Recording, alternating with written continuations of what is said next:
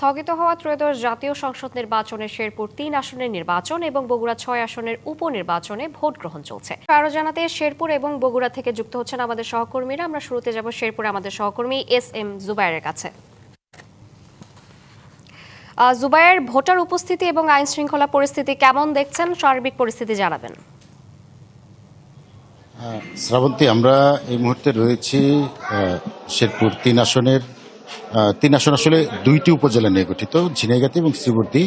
আমরা শ্রীবর্দী পৌরসভার সবচেয়ে বড় যে কেন্দ্র, সেই কেন্দ্রে রয়েছি। এখানে এই কেন্দ্রে মোট ভোটার সংখ্যা প্রায় ৬,০০০-এর মতো। আমরা এখানে দেখছি যে কিছুক্ষণ পরপর ভোটাররা আসছে এবং তারা নির্বিঘ্নে ভোট দিতে পারছে। আমরা যদি দেখানোর চেষ্টা করি যে এই মুহূর্তে যে অসুস্থ বৃদ্ধ আমরা অনেককে দেখেছি যারা আসলে অন্যের উপর ভর করে হলেও তারা ভোট দিতে এসেছেন। এভাবে আসলে উৎসবমুখর পরিবেশে শ্রীবর্দীতে এখন পর্যন্ত শ্রীবর্দী এবং ঝিনাইগাতিতে ভোট গ্রহণ চলছে। দুই একটি অভিযোগ করেছেন জামাত মনোনীত প্রার্থী, কিন্তু আসলে অল্প কিছুক্ষণ আগেই আমরা বিএনপির প্রার্থীকে পেয়েছিলাম। আমরা তাকে জিজ্ঞেস করেছিলাম সেসব অভিযোগের ব্যাপারে, তিনি আসলে সেসব অভিযোগ নাকচ করেছেন। এবং কিছুক্ষণ আগে এই কেন্দ্রটিতে যে নির্বাচন পর্যবেক্ষণ কমিটি যেটি রয়েছে এবং জুডিশিয়াল ম্যাজিস্ট্রেট রয়েছে, তারা এখানে পরিদর্শন এসেছিলেন এবং এখানে ঘুরে গিয়েছেন। আমি যদি একটু আসলে একদম নিশ্চিত নিরাপত্তা বেষ্টনী গড়ে তোলা হয়েছে দুটি উপজেলায়। ১১০০-র বেশি পুলিশ, ২০০-র বেশি সেনাবাহিনী, ১৭০০-র বেশি আনসার সদস্য ছাড়াও আসলে ১৬ প্লাটুন বিজিবি মোতায়েন রয়েছে এই দুটি উপজেলা মিলিয়ে এই আসনটিতে। তো এখন পর্যন্ত আমরা প্রায় ৪ ঘন্টা হতে চললো, ভোট গ্রহণ শুরু হয়েছে, চলবে বিকাল ৪টা পর্যন্ত। এখনো আমরা কোথাও থেকে কোনো অপ্রীতিকর কোনো খবর পাইনি। সবাই উৎসবমুখর পরিবেশে নির্বিঘ্নে ভোট দিতে পারছে। তবে যে জামাতের প্রার্থী যে অভিযোগটি আসলে সকালে যে অভিযোগটি করেছেন যে তার বিভিন্ন কেন্দ্রে তার যে কর্মী সমর্থক রয়েছেন এবং তার যে পোলিং এজেন্টরা রয়েছেন তাদেরকে কেন্দ্র থেকে বের করে দেওয়ার অভিযোগ তুলেছেন তিনি।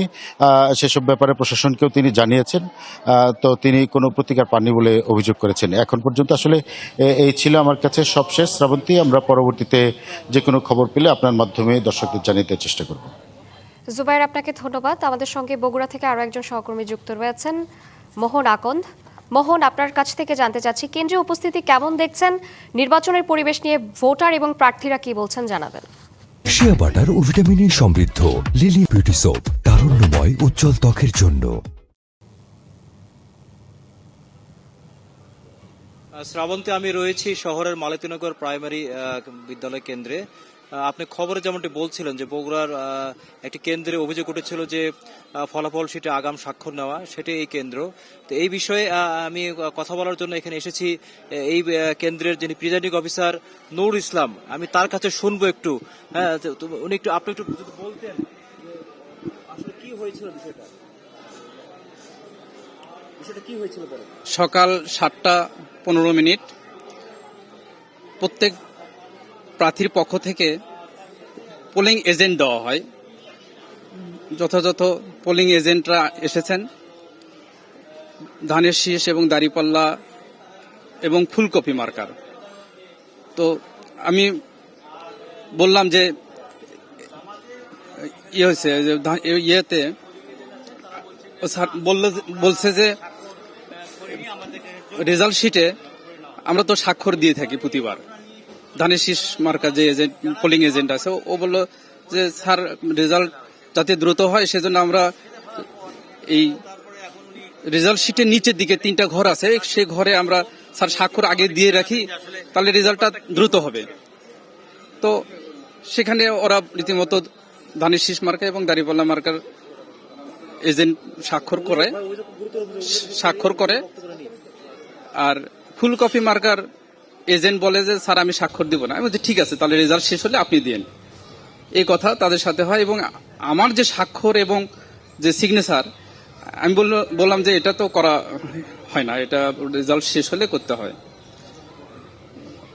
আমি আমার স্বাক্ষর এবং রেজাল্ট শিটে মানে সিল মারা হয়নি, ওনারা শুধু স্বাক্ষর করে ওরা যার যার মতো রুমে চলে গেছেন। ঘটনা হলো এই পর্যন্ত। আর ফুলকপি মার্কার যে এজেন্ট, ও খালি বলল স্যার আমি স্বাক্ষর দেব না। আমি বললাম যে ঠিক আছে, আমি তাহলে স্বাক্ষর আপনার কাছ থেকে পরেই নেব। মোহন, আপনাকে ধন্যবাদ।